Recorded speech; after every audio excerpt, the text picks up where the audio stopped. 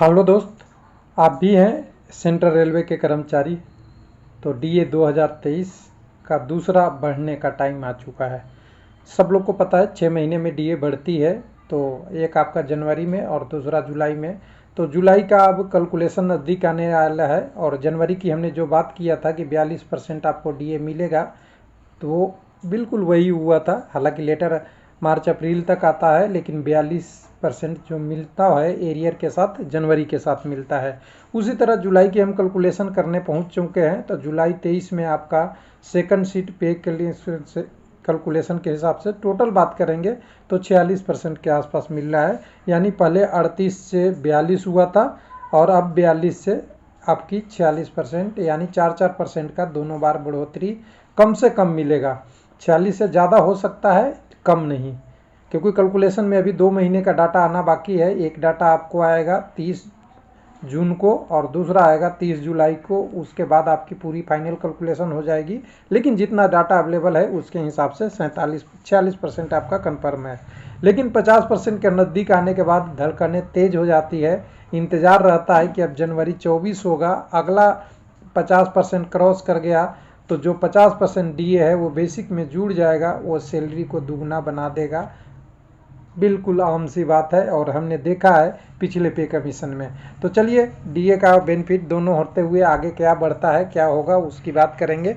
तो सबसे पहले एक्सेल सीट की हमने बात किया है। तो एक्सेल सीट कैलकुलेशन, और उस कैलकुलेशन में हमने पिछला जो डीए निकाला था वो एकदम बिल्कुल 42% फिट बिट रहा था, 42.37। और गवर्नमेंट के द्वारा 42% आपको अप्रूव हो गया था, 4% 1 जनवरी 2023 से। अब हमारी कैलकुलेशन 1 जुलाई 2023 के लिए चलेगी, जो पिछले एक साल का डाटा। तो देखिए यहाँ पे तो जो डाटा है, यहाँ का डाटा आपको यहाँ से जो डाटा होती है एक साल का, तो 6 महीने बाद चेंज होती है। तो पहले 6 महीने का डिस्कार्ड हो जाएगा, यानी जुलाई 2022 का ये डाटा डिस्कार्ड हो जाएगा। अब अगस्त से शुरू होगा, अगस्त, सितंबर, अक्टूबर, नवंबर, दिसंबर, जनवरी, फरवरी, जो भी आपके जुड़ते जाएगा वो डाटा अब इसमें ऐड होते जाएगा। तो अभी जनवरी देखिए, हमने जुलाई से ले लिया, जुलाई, अगस्त, सितंबर, अक्टूबर, नवंबर, दिसंबर, जनवरी, फरवरी और मार्च अप्रैल तक ऑफिशियल डाटा रिलीज हो गया है, जहाँ पे सीपीआई IW इंडेक्स आपकी पहुंच चुकी है 134.2। अगर 134.2 भी अगर आपके अप्रैल के बाद मई और जून दोनों में बना रहता है तो आपकी 46% डीए कन्फर्म लगभग है। इसका कैलकुलेशन करने के लिए हम क्या करते हैं, दो लोगों को बता दूं जिनको पता नहीं है।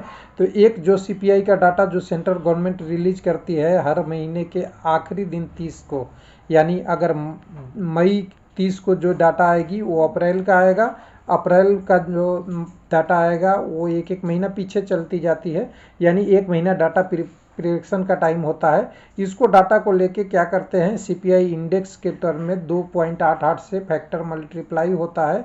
तो मल्टीप्लाई करते करते हम मल्टीप्लाई को सारा जोड़ देंगे।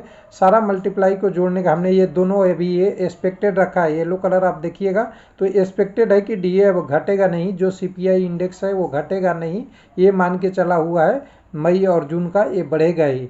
इसको सारा जोड़ने के बाद पूरा ईयर का एवरेज निकाल देंगे, यानी जितनी आएगी उसको डिवाइडेड बाई 12 कर देंगे। तो हमारे पास एक संख्या आएगी, उस संख्या को 12 मंथ के टर्म में फिर से एक जो फार्मूला होता है जो एवरेज डीए कैलकुलेशन का, 1 मिनट हटा दूँ, आप यहाँ से देख पाएंगे। यहाँ से ये सीपीआई का है, जो एवरेज सीपीआई IDW है पास्ट 12 मंथ, और average CPI IDW recorded in 2015 गुना में 100, फिर डिवाइडेड बाई सीपीआई एवरेज और बदले IW रिकॉर्डेड 2015 माइक करके चलेंगे डिवाइड में, तो ये डाटा हमें मिलेगा 120.5। इसको अगर 120.5 को हमें अगर आगे के टर्म में कैलकुलेट करना है तो ये 100 से गुना कर देंगे। 100 से गुना करने पे ये डाटा आती है, और इसको आगे के रूप में फॉर्मुलेट करेंगे तो ये 45.99 आएगा।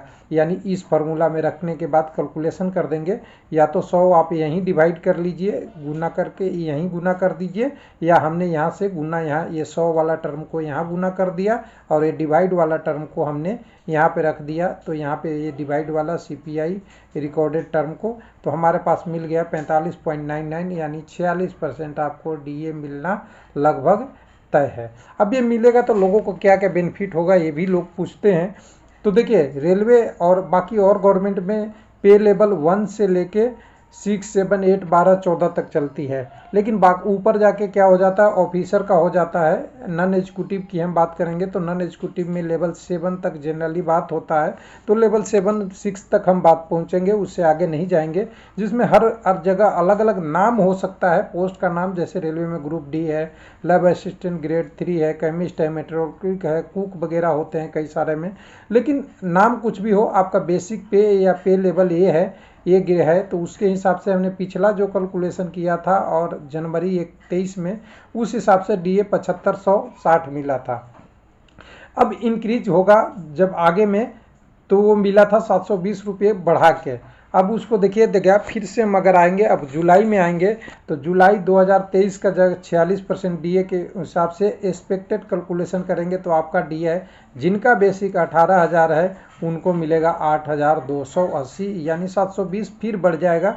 यानी एक साल में माने तो आपका 1,440 रुपये डीए बढ़ा। और ये सेंट्रल गवर्नमेंट में तो इसी हिसाब से बढ़ती ही है, तो वो आपको मिल गया। उसके बाद दूसरे नंबर पे आपको 1900 में एलपी टेक्नीशियन और train clerk, junior time keeper वगैरह वगैरह रेलवे में होते हैं। अकाउंट क्लर्क, कम टाइपिस्ट, एलपी टेक्नीशियन सब भी आते हैं इसमें। इनकी बेसिक कितनी बढ़ के मिलेगी, तो इनकी बढ़ के मिलेगी 796 रुपये, यानी डीए मिलेगा 9154। और ये स्टार्टिंग में है, अगर आपने एक साल जॉब कर लिया तो इसमें आपका बेसिक ये बढ़ जाएगा। ध्यान रखिएगा, ये बेसिक बढ़ के आपका 19,000 नहीं, आपको 20,000 होगा। तो वो आप कैलकुलेट करते जाइएगा आगे वाला से रिलेवेंट लेके, नहीं तो 0.46। तो इसके हिसाब से अगर देखेंगे तो आपका 9154, यानी 9,154 रुपये 776 बढ़ा के। उसके बाद जिनका लेवल 3 का है पे ग्रेड, जिसमें लैब असिस्टेंट ग्रेड, आपका कॉमर्शियल कम टिकट वाले जितने भी 21,700 से शुरू होने वाले बेसिक हैं, उनको 9,982, यानी करीब करीब 868 रुपये ज़्यादा मिलेंगे। उसके बाद लेवल 4 वाले हैं, कई जगह अलग अलग पोस्ट होते हैं, जिसमें फोटोग्राफर होते हैं, लाइब्रेरी असिस्टेंट होते हैं, रेलवे के टर्म में बोल रहा हूँ, हेल्थ विजिटर होता है, लेडी हेल्थ विजिटर है। उसके बाद ट्रैफिक असिस्टेंट कोलकाता मेट्रो में होते हैं। उसके बाद हिंदी इंग्लिश ट्रांसलेटर हैं। उसके बाद जितने भी ये ईसीजी टेक्नीशियन वगैरह आते हैं, ये 25,500 के बेसिक से शुरुआत होता है, उनको 11,730 रुपये डीए के रूप में, यानी 1,020 रुपये बढ़ जाएंगे।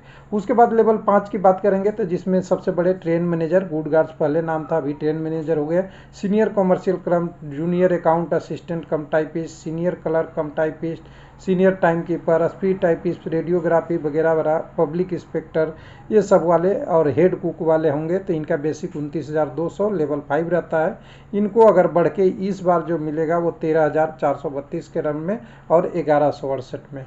उसके बाद आपका लेवल 6 की बात करेंगे, जिसमें बहुत सारे पोस्ट हैं, सबका नाम लेना इतना आसान नहीं है। इसमें junior engineer, depot material superintendent वगैरह वगैरह है, DMs, junior translator, Hindi translator, music dance, ये सब वगैरह वगैरह सारे पोस्ट बहुत सारे आते हैं, जिनका बेसिक 35,400 से शुरू होता है। उनको 16,284, यानी 1,416 रुपये ज़्यादा मिलने का उम्मीद है। उसके बाद लेवल 7 में भी हैं कुछ सीनियर सेक्शन इंजीनियर आते हैं, स्टाफ नर्स के रूप में है, डाइटिशियन वगैरह वगैरह, ये आपका पोस्ट वाले हैं, जिनका आपका मेल फीमेल फिजिशियन ट्रेनर वगैरह होते हैं। इनका 44,900 बेसिक वाले का 20,255। उसके बाद फाइनली जो लेवल 8 का है, जो पोस्ट ग्रेजुएट पोस्ट है, पीजीटी, डिफरेंस सब्जेक्ट इंग्लिश वाले, ये सारे जितने भी लेवल 8 वाले हैं जो नॉन गैजेटेड पोस्ट का है, इनका बेसिक 47,600 से शुरू होता है, उनको 21,896। अब बेनिफिट क्या है, जब जनवरी 2024 से आएगी तो एक एग्जाम्पल के रूप में ले लेते हैं ग्रुप डी का। देखिए अभी ये 46% डीए पहुंच रहा है, तो ये बेनिफिट है 46% पे। जैसे ही 46 से 50% हो जाएगा तो एक आपको इसके बाद एक गवर्नमेंट का डिसीजन आती है कि जो ये बेसिक है उसमें ये डीए को, यानी यहाँ पे बेसिक प्लस डीए ऐड हो जाएगा, यानी डीए कितना हो जाएगा, तो 9,000 लग 50% हो जाएगा, तो यहाँ पे बेसिक आपको जो 9,000 ऐड होगा तो आपकी बेसिक 18,000 वाली 27,000 वाली कहलाएगी, और 27,000 पे ही आपको HRA मिलेगा, और भी अनाउंसेस जो भी होगी 27,000 के हिसाब से मिलेगी जो बेसिक पे मिलती है। अगर DA उस समय 1% या 2% भी रहा, क्योंकि बेसिक तो एक DA खत्म हो जाएगा तो 1-2% रहा, वो बेसिक 27,000 पे कैलकुलेशन होगा तो आपको करीब करीब 2 गुना के आसपास बेनिफिट मिलता है। उसी तरह सभी पोस्टों के लिए, जितना मान लीजिए कि जिनका बेसिक पहले से ही 30,000 है तो 30,000 बेसिक होगा ओरिजिनल बेसिक पहले से, और उसमें 15,000 और जुड़ जाएगा तो 45,000 तो बेसिक ही हो जाएगा। और 45,000 पे DA भले ही कम मिले, HRA जो होगा आपका हाउस रेंट वाले जिन्होंने नहीं लिया है वो बढ़ जाएगा। उसके अलावा भी जो भी इस पे कन्वेंस जुड़ती है वो सब बढ़ जाएगी, जिसके कारण से आपकी सैलरी में अच्छा खासा बढ़ोतरी होगा।